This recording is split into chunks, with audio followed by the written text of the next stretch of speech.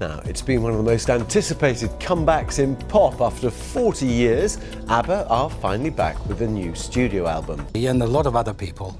Right. And it's really a time-consuming work to get us all digital versions of the four of us. ABBA was one of the greatest bands in music history, but after their breakup, the members became just four individuals walking separate paths. Their decision to part ways changed everything, leaving fans heartbroken. While their official statement gave a reason for the split, there was more to the story than what was shared publicly. Benny eventually revealed the deeper truth behind their separation, uncovering a love story that took a painful turn. The relationship between Benny Andersson and Frida Lyngstad began long before ABBA's global success. They first met in 1969, and sparks immediately flew. By 1971, they had moved in together, forming a strong bond both personally and musically. It wasn't until 1978, when ABBA had become an international sensation, that they decided to get married. Their wedding seemed like a celebration of love and success, but in reality, trouble was already brewing beneath the surface. Just 2 years into their marriage, Benny and Frida decided to separate. By 1983, their divorce was finalized, marking the end of their relationship and a turning point for the band. Their split had a huge impact on ABBA, especially since they weren't the only couple in the group going through a breakup. The tension was unavoidable, and it became increasingly difficult for the band to function as they once had. Despite their personal struggles, Benny and Frida tried to keep things amicable.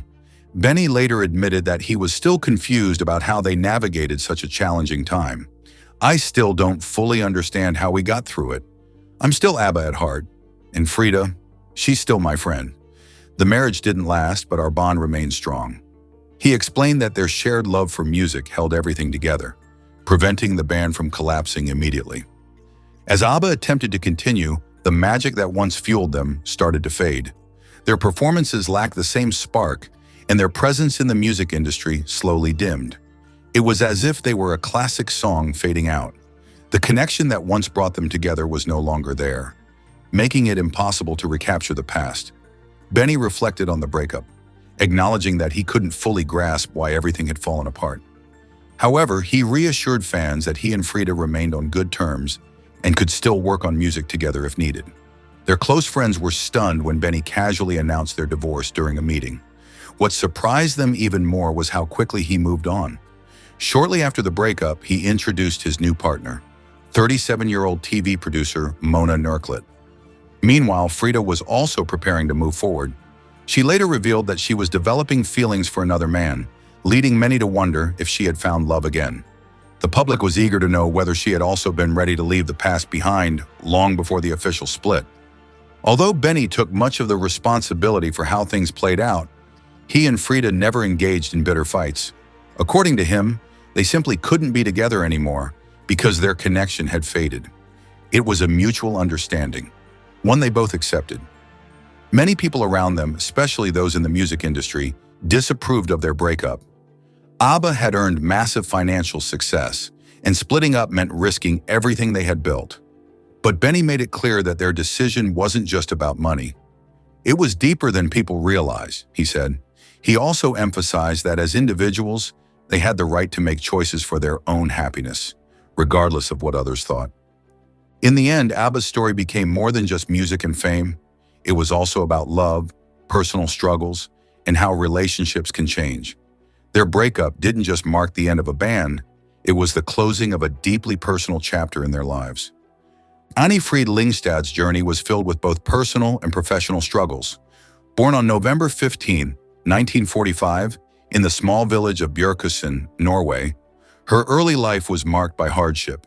She arrived in the world just as World War II was ending, but its aftermath cast a long shadow over her family. Her father, a German soldier, was absent from her life, and due to post-war tensions, her mother Cindy and grandmother Arntine fled to Sweden in 1947, searching for a better future. Sadly, just a few years later, Cindy passed away from kidney failure at only 21 years old. This left Arntine as Frida's sole guardian, raising her in the town of Torshälla. Despite these challenges, Frida found solace in music. Her grandmother's unwavering support helped her pursue her passion, and by the time she was a teenager, she was already performing at local events.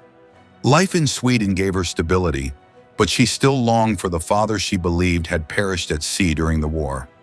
It wasn't until years later that she learned he had survived, a revelation that added another layer to her complex story. Fast forward to the height of her fame, Frida was not only a successful musician, but also part of one of the biggest pop groups in history, ABBA. Her relationship with Benny Andersson was once filled with love and promise, but over time, they began to drift apart. Frida later described their separation as inevitable, saying they had simply grown in different directions, like two plants stretching toward different suns.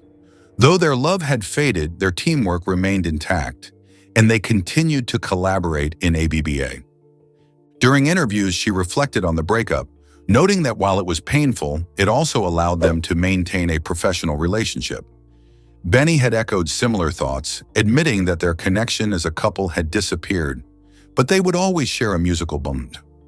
Though their divorce was finalized in 1983, their commitment to ABBA kept them linked, even if the magic wasn't the same. After their breakup, Frida focused on herself and her career, but she also found love again. She hinted at a new romance with a wealthy Swedish businessman, though she refused to reveal his identity at first. Having learned from past experiences, she preferred to keep her personal life private. Over time, she introduced her new partner to Benny, and surprisingly, the three of them developed a strong friendship. Benny was relieved to see Frida happy and admitted that being open about her new relationship helped bring closure. Meanwhile, Frida's financial situation became uncertain after ABBA's split. Since much of her income was tied to the band, she faced challenges but remained optimistic about rebuilding her stability. Some speculated that she had used the breakup as a way to launch her solo career, though she never confirmed or denied such claims. Regardless, she turned her pain into music, forging ahead with determination. As time passed, she remained focused on her new path, embracing both her personal and professional transformations. Her past had shaped her, but it did not define her. With new love, fresh opportunities, and a deeper understanding of herself, she continued to move forward, proving that even after heartbreak, there was always room to begin again. Anni-Frid Lyngstad's journey is one of resilience, passion, and transformation. From a young age, she was surrounded by music and love, but also endured great hardship. Growing up, she found joy during summer visits with her extended family, especially her affectionate uncle and 4 aunts. Her Aunt Olive took special care to make sure she never felt lonely, offering her warmth and support. Despite these moments of happiness, there was always a lingering sense of longing and loss in Frida's life. Her story took a dramatic turn when, after more than 3 decades, she finally met her biological father. It was Benny Andersson, her ex-partner, who arranged the emotional reunion at her Swedish villa. Reflecting on that moment, Frida admitted that it was a difficult experience. She felt a disconnect, acknowledging that if they had met when she was a child, things might have been different. Though she was somewhat happy to meet him, she struggled to develop the bond that had been missing all those years. Friends speculated that this emotional turmoil led her into a period of deep reflection, possibly even depression, as she tried to reconcile her past. Despite the ups and downs in her personal life, Frida remained an inspiration to many. People in her hometown admired her, and some even studied her journey. Tor Brander, a 63-year-old spokesperson for a children's group, once remarked that she had achieved remarkable success in Sweden, something she may never have been able to do had she stayed in Norway, where she might have faced social stigma. Frida's career in music began early, shaped largely by her grandmother, who was her biggest supporter. She often spoke in interviews about how her grandmother's love of folk music had influenced her deeply. As a child, she would dance with her grandmother, absorbing every melody and lyric. These moments became the foundation of her passion for singing. Even in school, her teachers recognized her talent and often had her perform for the class, amazed at the depth and richness of her voice. By the age of 13, Frida was already making a name for herself, performing with Evald Orchestra. She naturally gravitated towards Schlager music, catchy, feel-good tunes that resonated with audiences. Evald himself was astonished by her raw talent, noting that her ability to command the stage was beyond her years. Unlike many older musicians, Frida had an effortless stage presence, breezing through rehearsals and captivating audiences with her velvety voice. Week after week, young Frida performed in lively venues, sometimes singing for up to 5 hours at a time. Her repertoire included classics like All of Me, Night and Day, and Begin the Begin, songs that had audiences clapping and humming along. Determined to refine her skills, she pursued formal vocal training under the renowned opera tenor Folke Andersson. With a burning ambition and an undeniable gift, she soon found herself collaborating with some of Sweden's finest musicians, including the energetic Bengt Sandland's big band. She ventured into jazz, delivering stunning renditions of classics from legends like Count Basie, Ella Fitzgerald, and Duke Ellington. Frida's career truly skyrocketed when she met Benny Andersson. Their musical chemistry was electric, and together they helped shape ABBA's incredible rise to fame. But just as their music took the world by storm, their personal relationship began to falter. Eventually, the love that had once fueled their creative partnership faded, leading to one of pop history's most talked about breakups. Despite the pain, Frida channeled her emotions into her music and continued to push forward. She proved that while relationships may end, passion and talent endure. Her story is one of triumph, heartbreak, and an unbreakable connection to the music that defined her life. Before long, Frida formed her own group, the Annie Fred Four, in 1963 after singing with the Gunnar Sander Trio. Her husband, Ragnar Fredriksson, was by her side, sharing in the excitement of the music scene. Everything changed on September 3, 1967, when she entered a national talent competition in Stockholm called New Faces, organized by EMI Spensa at Skansen. With determination and passion, she took the stage and performed Untold Dog, A Day Off, originally titled Weekend in Pino. To her surprise, she won the competition, which came with a recording contract from EMI's Swedish branch. What she didn't expect was that this victory would instantly catapult her into stardom. That very night, she appeared on Hyland's Hörna, the most popular TV show in Sweden.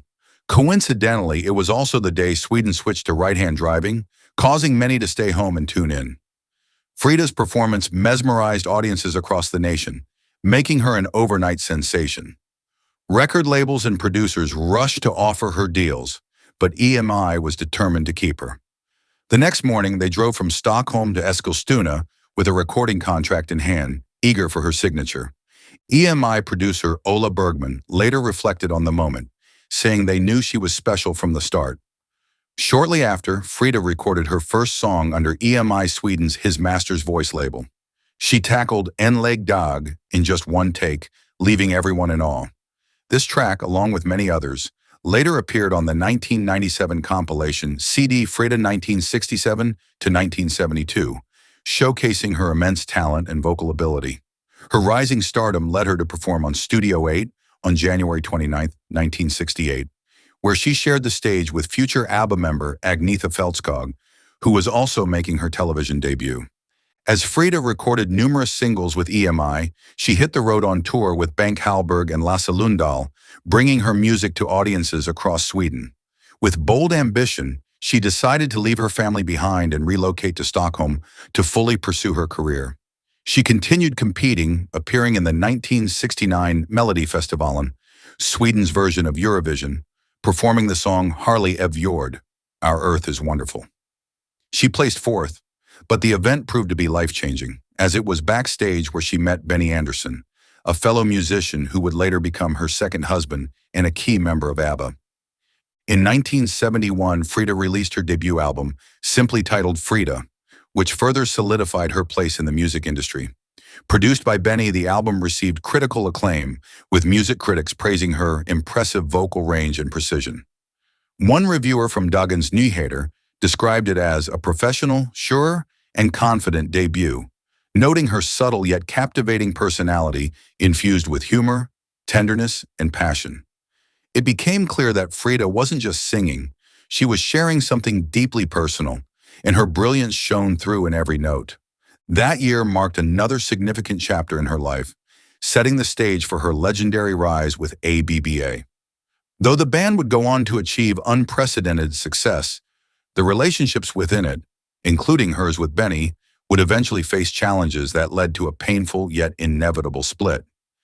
But even in heartbreak, Frida's resilience remained unwavering, proving that her journey in music was far from over.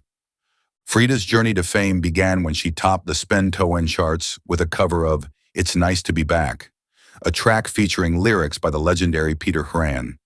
What made this song even more special was that all 4 future ABBA members contributed backing vocals.